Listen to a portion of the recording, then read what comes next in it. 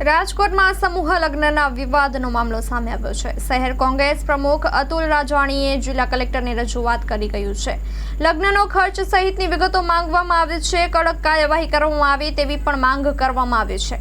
ફરાર મુખ્ય સૂત્રધારના ઝડપી પાડવામાં આવે અને તેના વિરુદ્ધ કડક કાર્યવાહી કરવામાં આવે તેવી માંગ કરાઈ છે। Story report by Sandeep Chavda, Rajkot. 2 દિવસ પહેલા માધાપર ચોકડી પાસે સમૂહ લગ્નના આયોજકો જે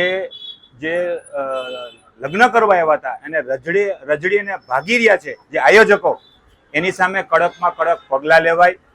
એક કલેક્ટરને આવેદનપત્રમાં એવું આપવામાં આવ્યું છે કે કોઈ પણ સર્વજ્ઞાતિના સમૂહ લગ્ન થાય એનું વેરિફિકેશન હોવું જોઈએ, ટ્રસ્ટ એનું મંજૂર થયેલું હોવું જોઈએ, એના હિસાબ રજૂ કરવાના હોય।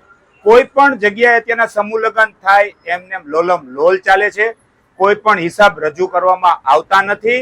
અને જે પણ આ જે સમૂહ લગ્ન કરે છે અને એને હિસાબ રજૂ કરવાનો અને કલેક્ટરની જે વેબસાઇટ છે એમાં એના ઓનલાઈન એના હિસાબ રજૂ કરવાના એવી કોંગ્રેસ પક્ષની માગણી છે।